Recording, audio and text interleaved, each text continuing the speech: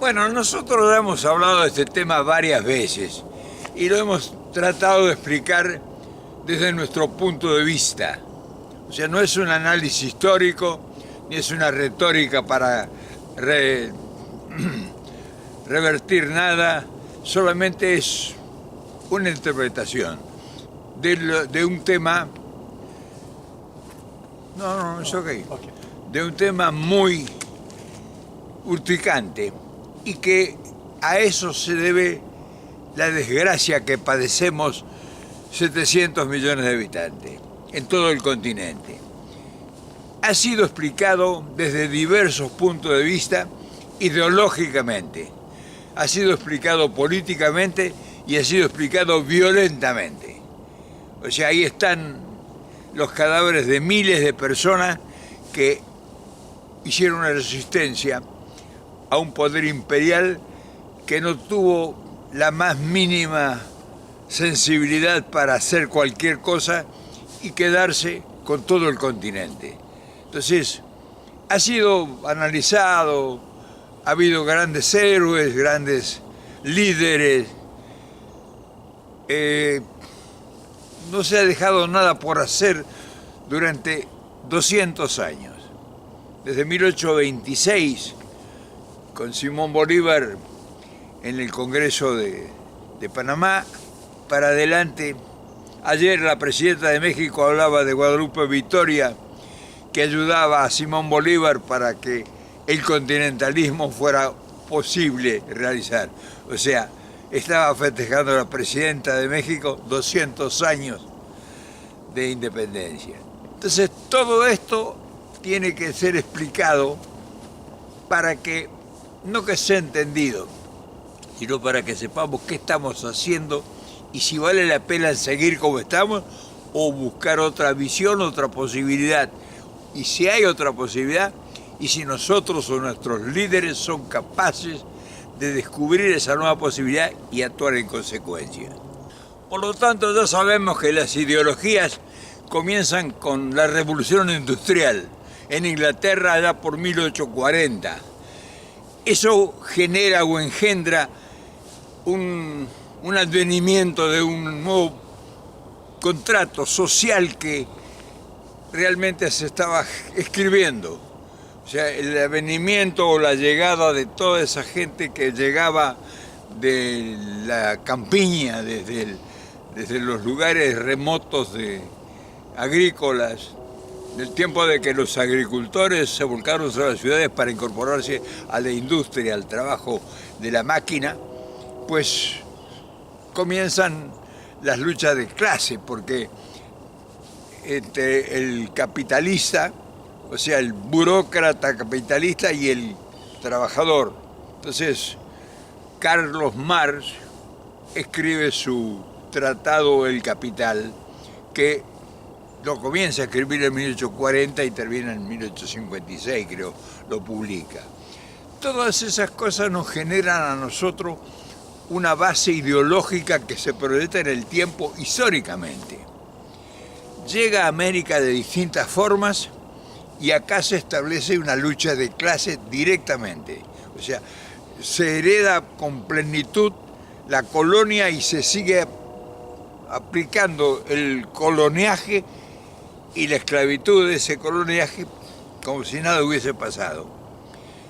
Pero llegan los tiempos modernos, siglo XX, y entonces, pues al llegar el siglo XX, pues nosotros nos encontramos envueltos en una gran lucha de clases, una gran pobreza, y empieza a cundir la idea de la izquierda. La izquierda que ya había hecho sus pruebas en Europa, se instala acá en líderes políticos y ya en la mitad del siglo pasado ya se establece la lucha directamente, la lucha armada, la resistencia revolucionaria. Ahí aparece Fidel Castro, ahí aparece el Che Guevara, ahí aparece Allende en Chile, ahí aparecen las revoluciones cruentas en Brasil, en Argentina incluso, ahí aparecen los golpes de Estado, ahí aparece un nuevo poder en Colombia. Monen, en Centroamérica, en fin, la revolución sandinista. O sea, hubo una resistencia gerenciada o direccionada o inspirada en la izquierda. Una rebelión para recuperar lo perdido, para que el capitalismo, el imperialismo, que ya estaba asomando sus dientes en el continente, pues fuera detenido.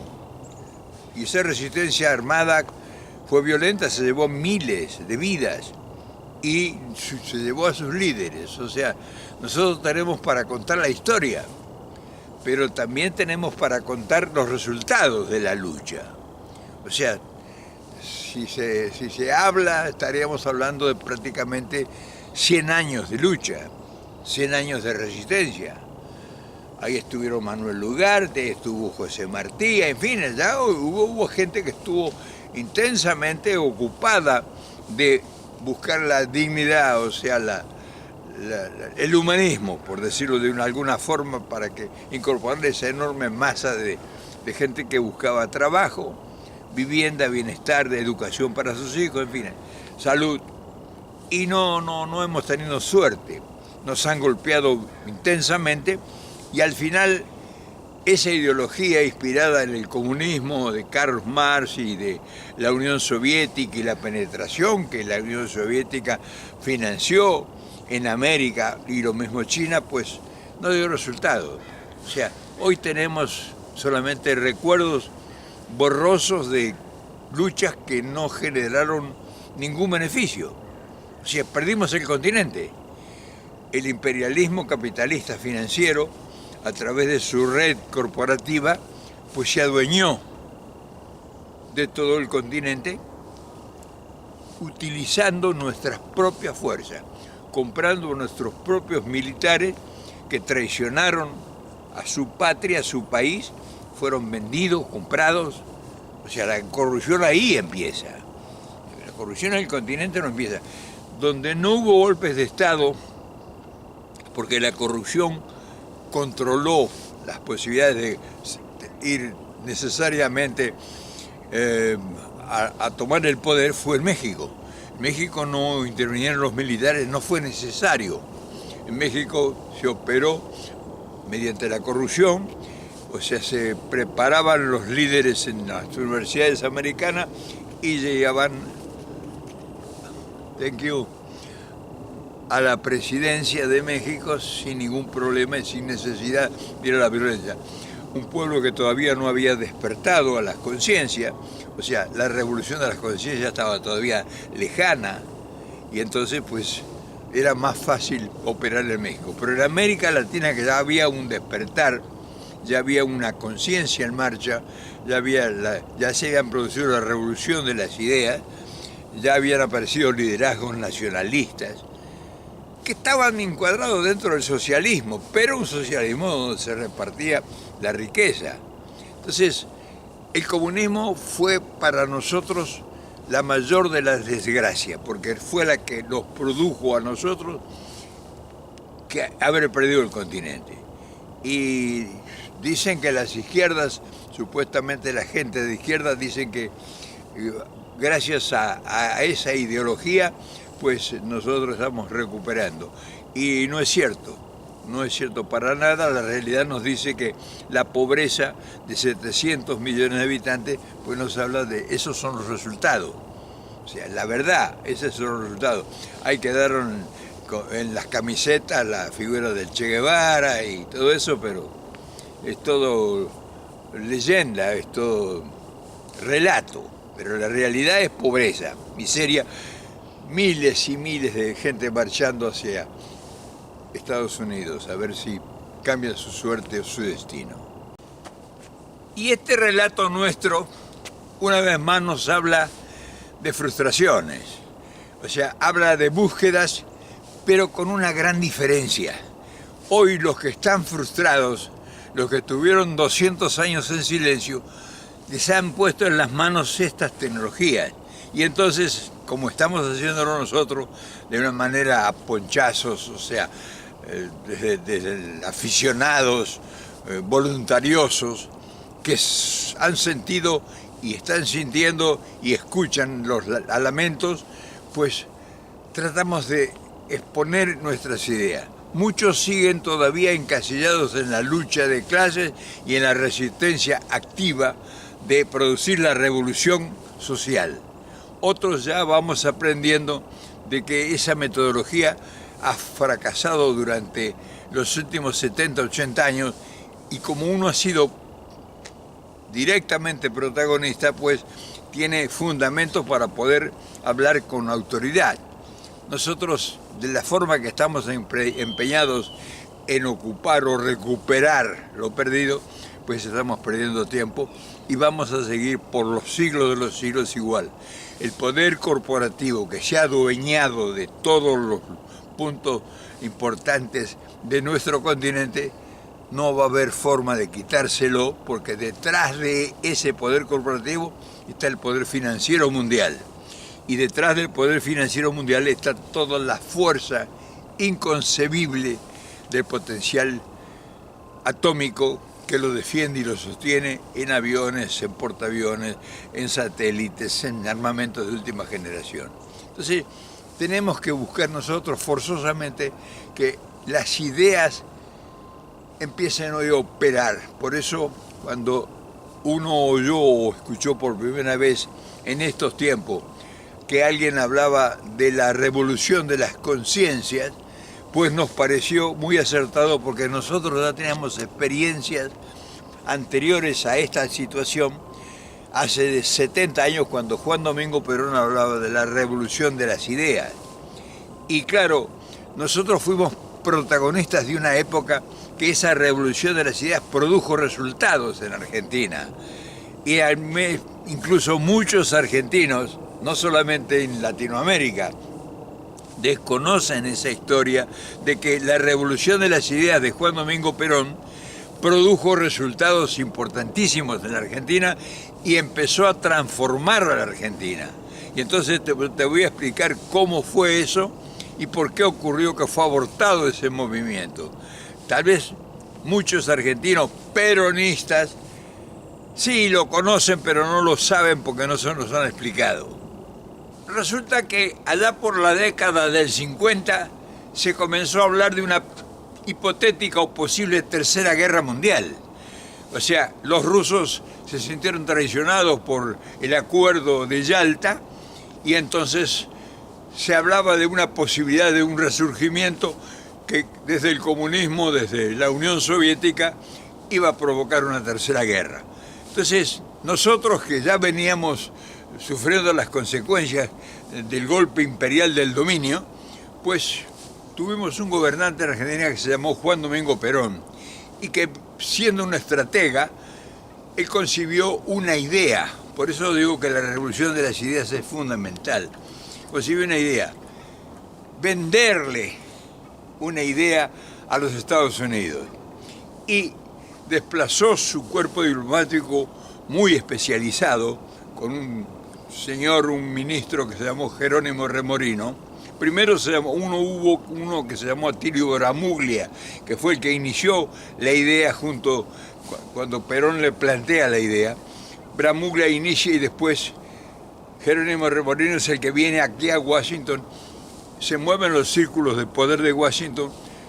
Acá acababa de ganar las elecciones el héroe de la guerra, de la Segunda Guerra Mundial, Dwight Eisenhower, y le dice que la posibilidad de una tercera guerra mundial,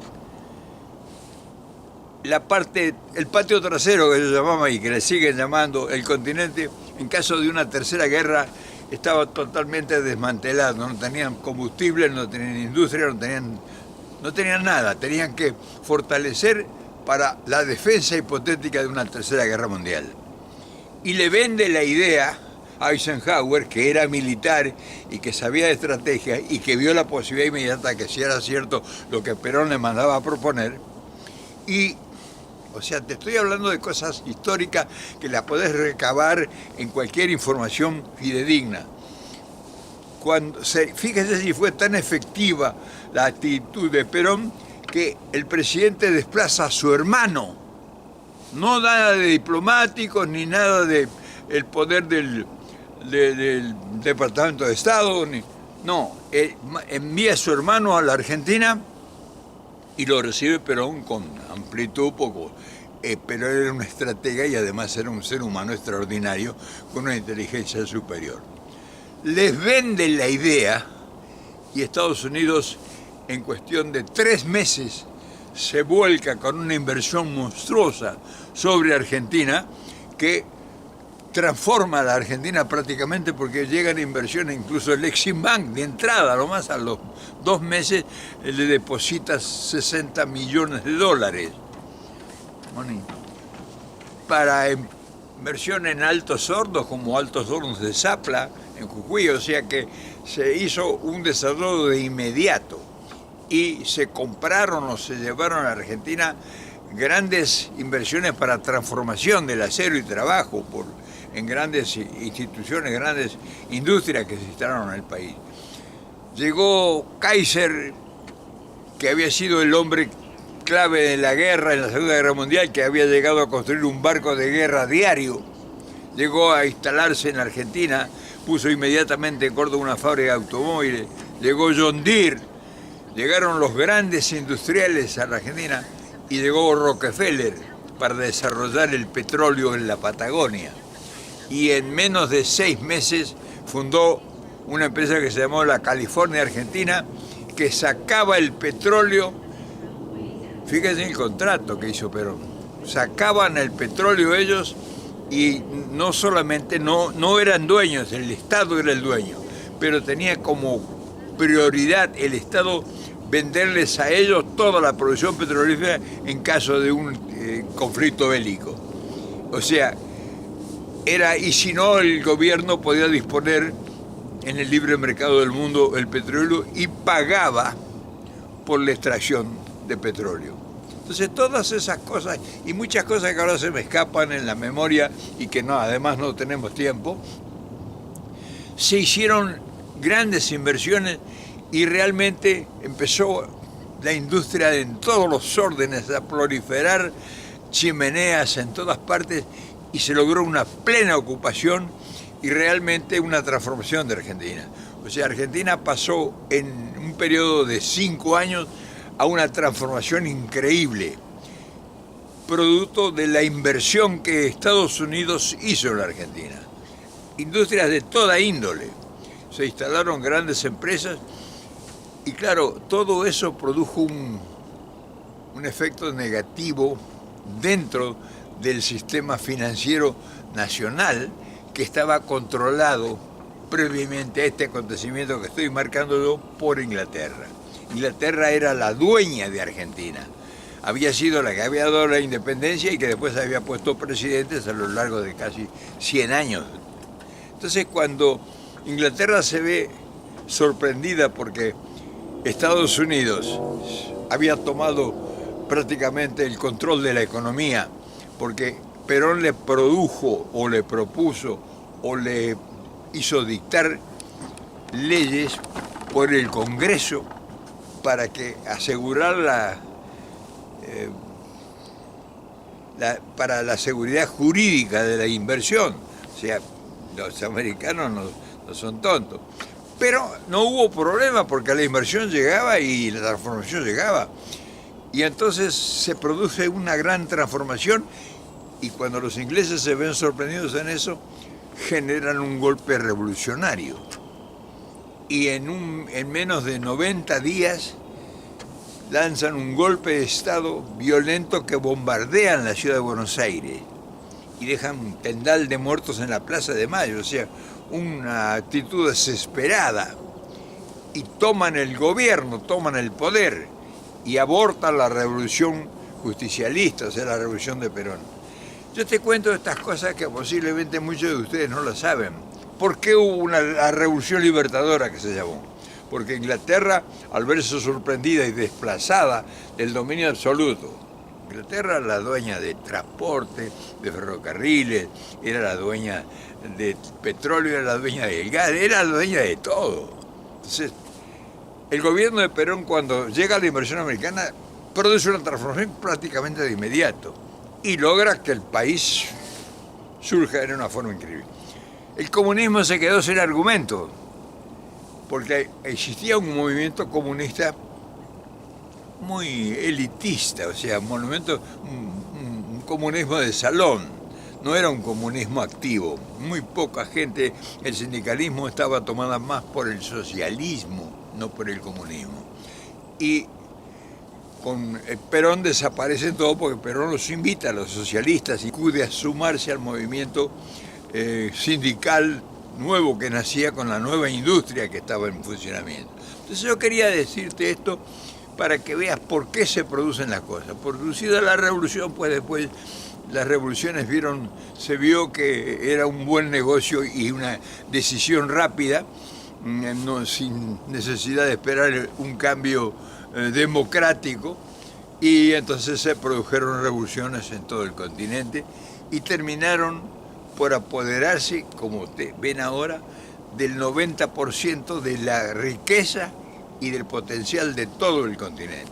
Esa es la verdad, desordenadamente como nosotros tenemos, porque nosotros no somos profesionales de la noticia, y por eso lo decimos como lo conocemos, pero sin ese profesionalismo de la técnica de la información.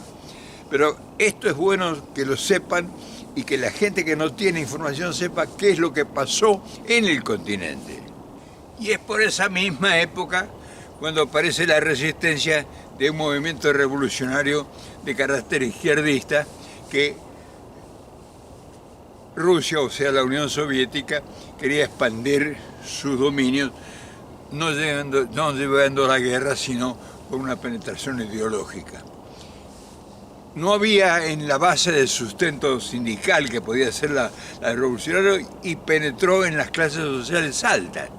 Por eso, por ejemplo, Fidel Castro no provenía del pueblo, o no provenía de la clase trabajadora. Era un intelectual, era un hombre preparado. Lo mismo los otros que formaron la revolución, incluso Che Guevara era médico. O sea, gente que realmente se prestó y que cuando fue a pedirle ayuda o pedir conocimiento y le planteó el problema que buscaban, le planteó el problema social que querían resolver al poder imperial, al poder capitalista, al poder corporativo, le dijeron que no, por eso se fueron con los rusos. Entonces, todo ese movimiento que sucedió en la década del 50 es el resultado hoy. Nosotros perdimos la oportunidad de recuperar el continente porque fue ahogado posiblemente el intento más serio que hubo en Argentina. Por eso cuando yo veo lo que sucede en México con López Obrador, tiene una gran relación con lo que hizo Perón hace 70 años. O sea, logró la inversión de los Estados Unidos, que es lo que está pasando hoy en México. La inversión de México es la que está transformando, la inversión de Estados Unidos es lo que está transformando en México el sistema social y humanista que se está desarrollando en este momento. Yo quería conversarte de estas cosas porque posiblemente, está bien, no tengo yo, como te lo he explicado, la lucidez como para hacerte una cronología perfecta y que digan, caramba, esta es una expresión realmente que nos deja una gran enseñanza. Te la cuento yo como te la pudieras contar cualquiera de ustedes, desordenadamente como la conocemos. Sí conocemos porque hemos sido protagonistas, pero no somos profesionales de la palabra. Entonces, todo esto a nosotros nos lleva a que aprendamos lo que nos hace falta, a que veamos dónde nosotros fallamos. Hoy, por ejemplo, ya es imposible pensar siquiera de que a través de una revolución social o de una revolución ideológica podamos recuperar el continente. Hello. Morning. Hi, young man. Morning. Well, hurry. Thank you. Eso es un delirio. Entonces tenemos que ir a otra instancia, a otra alternativa. Es muy difícil que lo entiendan, sobre todo en Sudamérica.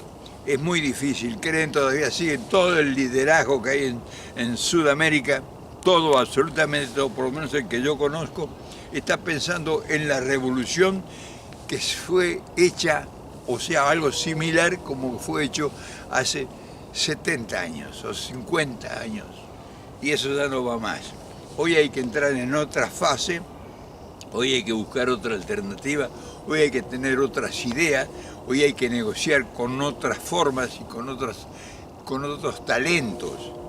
Y eso no es fácil entenderlo, y sobre todo cuando uno no tiene informador o información, cuando uno carece de los medios de comunicación que puedan ir expresando ya más profesionalmente que en el caso nuestro, que es la realidad. Hoy recuperar el continente es imposible bajo ningún punto de vista. El Fondo Monetario Internacional y todo el poder financiero del mundo que los tiene controlados políticamente y que les tira basuras en el patio para que se entretengan peleándose por, en fin, delincuencia que está generalizada, narcotráfico y todas esas cosas, porque eso entretiene a los políticos y a los pueblos en resolver los problemas menores, y los problemas mayores, que son la macroeconomía, están en las manos de ellos, están en manos de corporaciones que ni sabemos quiénes son los dueños de la mayor parte de nuestros territorios. Entonces yo quería conversar hoy contigo y explicarte esto. Ya te lo había dicho de otra forma, pero a mí me gusta siempre volver a traer el tema, porque este tema tiene que cundir y pasar a manos de gente más profesional para que puedan explicarlo mejor, y sobre todo hoy que ya tenemos medios para difundir la idea, pues no debemos perder la oportunidad. Y este es un mensaje para todos los compañeros que desde la base social que nosotros representamos tenemos que empezar a aprender. Estos son aprendizajes, no son teorías definitivas ni definitorias, sino que son pinceladas de la necesidad de llegar a acuerdos. Entonces, conclusión, tenemos que llegar a acuerdos con el capital, con el poder financiero del mundo, que es el que está posesionado de Argentina y de todo el continente. Ellos son dueños del 90% de toda la riqueza. Si nosotros no tenemos la capacidad de negociar con ellos y de ofrecer alternativas, pues vamos a seguir perdiendo tiempo y cada vez habrá más pobreza. No es fácil, México es un ejemplo, quizás sea bueno voltear la cara, los ojos hacia México y aprender qué es lo posible. Y si nosotros ya empezamos a entender eso, vamos a avanzar muchísimo más. Con el capital, por eso, con el capital hay que negociar. No se les puede enfrentar porque son muy poderosos. Ahora, negociar con ellos, nosotros necesitamos noticias, necesitamos información. Por eso la búsqueda primaria nuestra ahora debe ser fortalecer la comunicación independiente, el periodismo independiente, para que haga este trabajo ya más profesional, para que en un lapso de un tiempo no muy largo tengamos suficiente argumentación para poder trabajar sobre la nueva idea, que es la única que nos va a dar, no vamos a liberarnos, pero sí nos va a dar bienestar y dignidad, que es lo que inmediatamente necesitamos: salud, educación, trabajo, vivienda y bienestar. ¿Qué te parece si mañana seguimos hablando de otro tema, pero estamos siempre sobre la cresta de la ola?